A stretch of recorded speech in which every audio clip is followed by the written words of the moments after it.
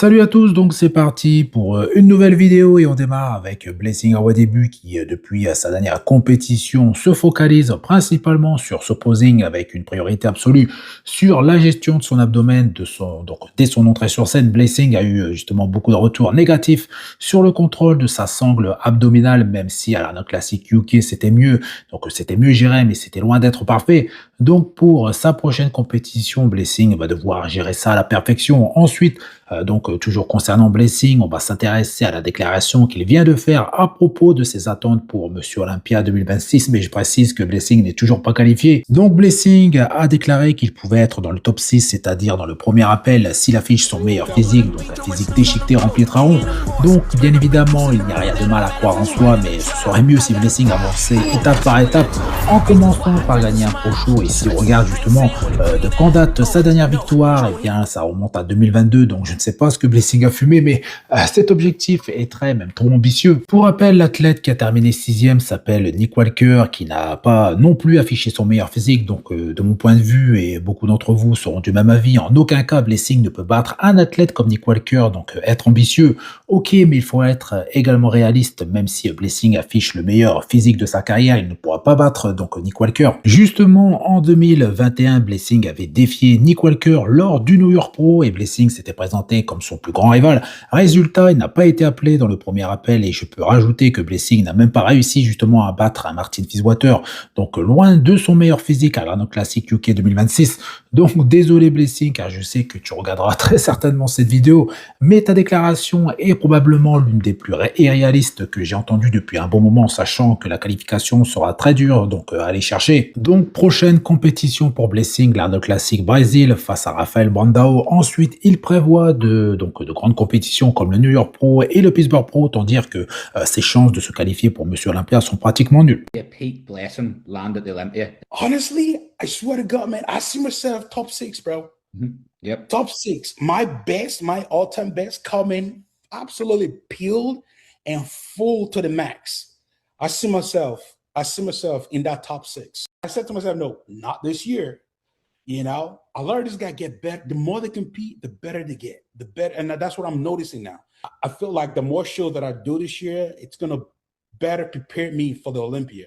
You know, so do Brazil, and then I'm gonna do New York Pro, and then I'm gonna do Pittsburgh Pro, Right. and I'm also thinking of Cali Pro. Ensuite, on enchaîne avec Rafael Brandao, l'adversaire principal de Blessing Awadébut lors de l'Arnold Classic Brésil. Et Brandao affiche en ce moment un physique avec, donc on n'a jamais affiché un physique avec autant de détails, même si les photos en salle avec un éclairage parfait peuvent donner une fausse impression, mais le physique de Rafael semble déjà meilleur qu'à l'Arnold Classic. Son nouveau préparateur tente de nouvelles choses comme une diète très basse en hydrates pour améliorer la condition de Rafael, qui n'était pas la seule chose à revoir, comme le manque de masse musculaire et de rondeur, mais avec un peu de temps, donc très peu de temps entre les compétitions, on ne peut pas s'attendre à une transformation incroyable, mais il peut clairement revenir avec une meilleure condition. Donc plus sec et plus détaillé, ce qui pourra donner l'illusion d'un physique plus volumineux. Donc pour le moment, sa participation à l'Arnold Classic Brésil n'a pas été encore confirmée, mais ce serait, je pense, une grosse erreur si Rafael et sa team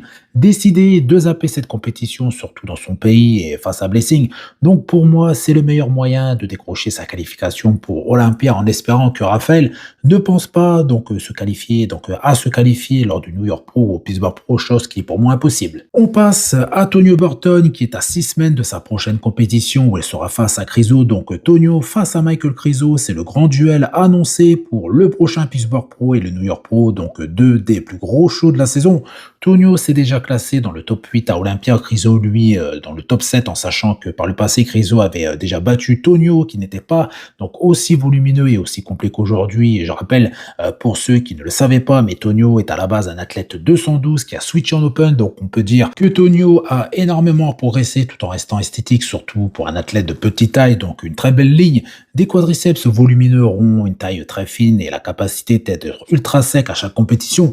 Donc pour moi, Tonio fait partie donc des athlètes les plus complets de la catégorie Open actuellement, mais je pense que Tonio devrait penser à faire peut-être un off-saison plus long, voire même faire la passe sur une saison complète, mais pour le moment, place à 2026 avec pour commencer le New York Pro, puis peut-être le Pittsburgh Pro et ensuite Tonio enchaînera avec le Legion Sport où il défendra donc son titre. On continue avec un athlète classique physique, donc il s'agit de Matt Grego. Donc Matt a participé à l'Hurricane Pro juste après Monsieur Olympia la saison dernière et il a fini à la deuxième place, ce qui lui permet de cumuler quelques points pour la qualification. Donc énorme progression depuis 2 à 3 saisons, mais comme pas mal d'athlètes classiques, la perte de masse musculaire pour atteindre donc sa limite de poids est inévitable, ce qui aplatit malheureusement son physique plus la compétition approche et je peux me tromper, mais je pense que Matt ne finira pas sa carrière en classique. Son corps ne demande qu'à grossir, surtout quand on voit son physique en off-saison, ce qui me fait dire que Matt ne tardera pas à switcher en Open. On continue avec Nick Walker et au vu des différents discours, il semble que Nick soit décidé à entamer une saison complète pour améliorer donc son physique, mais au vu donc de son physique, est-ce vraiment utile? Surtout si on regarde donc les athlètes qui se sont classés devant lui en 2025 et même sur les saisons précédentes, dans tous les cas, Nick lui en est convaincu. Depuis l'Arnold Classic, beaucoup lui demandent quand reviendra-t-il sur scène et sur ce sujet, Nick entretient le suspense, surtout que beaucoup l'attendaient à l'Arnold Classic UK, même au D3 Pro, qui lui aurait permis d'obtenir sa qualification sans difficulté. Donc pour le moment, selon les bruits qui courent, Nick pourrait participer au Tampa Pro, mais également au Texas Pro, ce qui l'obligera à démarrer donc sa préparation plutôt que prévu. Mais Nick n'est toujours pas qualifié, donc ces compétitions sont pour moi un bon choix. What my next plan is, kind of hold that until I want to get into a prep, or if I plan to take the rest of the year off, which I don't know. Hey, last week and this week was times where I'm now just starting to really feel good again. I would have to jump into another prep to do another prep for the Olympia. Back in my head is, you know, there's two parts, the competitive nature that's like, yeah, do it. And then there's another side of me that's like, I think you need to pump the brake because that's not the healthiest thing. To go into another prep, I'd have to go into another prep probably next month. On enchaîne avec Piotr qui est actuellement en off-saison et dans quelques mois il participera à sa deuxième, donc à son deuxième Monsieur Olympia classique physique. Donc quand je vous dis que cette catégorie regorge de pépites, en voici encore la preuve et ce qui fait donc la différence dans cette catégorie, c'est la ligne, la structure. Donc les athlètes avec des structures particulières se distinguent très rapidement, surtout si en plus ils affichent donc un physique complet, volumineux, déchiqueté, ce qui est assez rare. Piotr a pour moi donc je pense la meilleure poitrine de toute la catégorie classique, on peut dire la même chose de ses épaules, donc un physique que je trouve incroyable. Quadriceps volumineux, bien rond et très découpé, donc avec de belles séparations, taille ultra fine, des bras énormes, bref, un physique unique.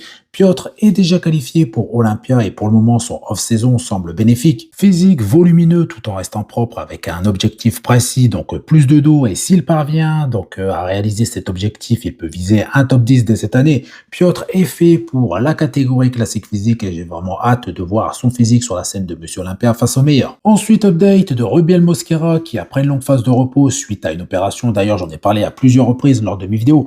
Donc Rubiel est maintenant déterminé à enfin retrouver un vrai physique pour cette saison 2026. Rubiel donc a perdu beaucoup de poids, donc de masse musculaire pendant cette période d'arrêt et son physique actuel le prouve. Rubiel n'affiche plus le volume qui faisait de lui donc l'un des athlètes les plus énormes de la catégorie Open, mais c'est juste une question de temps. Maintenant qu'il s'est remis à s'entraîner, donc le physique va très vite revenir grâce à la fameuse mémoire musculaire, mais également à sa génétique. Donc parmi tous les athlètes qui ont fait leur début à Monsieur Olympia la saison dernière, Goodvito et Rubiel sont ceux qui ont le plus gros potentiel. Malheureusement pour Goodvito actuellement il connaît des problèmes de santé, donc on ne le verra plus sur scène en 2026, du moins pas avant Monsieur Olympia, mais je pense plus en 2027. Concernant Rubiel, il a clairement fait savoir qu'il reviendrait sur scène plus tard, donc cette année avec un meilleur physique et qu'il visait un top 10 à Olympia, et je pense que c'est tout à fait possible si la condition est de qualité. Après, si son physique affiche moins de volume, ce ne sera pas un problème, surtout si son physique est plus équilibré. On enchaîne avec Samson Dauda qui, malgré son poids énorme, garde encore un peu de définition sur le bas de son dos. Justement, son dos est devenu plus large, ce qui fait paraître sa taille encore plus petite, et justement, on peut imaginer à quel point Samson sera impressionnant une fois plus affûté, car son objectif pour 2026, c'est donc ce n'est pas d'être déchiqueté, mais plutôt en bonne condition avec un physique très volumineux. Donc même si le dos de Samson Dauda s'est bien amélioré ces dernières années, il lui reste encore à surpasser 2 ou 3 athlètes à Olympia cette année sur ces 2 postes de dos. Derek Lunsford et Nick Walker et peut-être Andrew Jack, mais à voir. Pour le moment, donc Samson paraît extrêmement complet avec en plus un body fat qui n'est pas extrêmement élevé au vu de son poids. D'ailleurs, j'ai vu que certaines personnes, notamment Sean Wright, étaient revenus sur ses propos que Samson misait trop sur le volume. Comme je l'ai dit, Samson a pour moi une carte à jouer cette saison, donc plus Samson Dauda arrivera volumineux à Olympia cette année, meilleures seront ses chances de se battre pour le titre, surtout s'il peut ramener donc la même condition qu'en 2024 quand il a gagné donc son titre. En attendant, nous verrons Samson Dauda en compagnie de Derek et de Andrew sur la scène du Pittsburgh Pro en tant que guest. Waiting to hear if Derek Lunsford is guest posing. I mean, from the looks of things, he's actually preparing for the guest post. He's preparing for the guest posing. But anyways, I mean, everyone and their own, ways of doing things. So yeah, we'll see that. Donc voilà, c'est tout pour cette vidéo. Donc comme habituellement, je compte sur vous pour faire péter des pouces bleus. Pensez également à vous abonner pour ne pas rater mes prochaines vidéos et je vous dis à bientôt. Salut!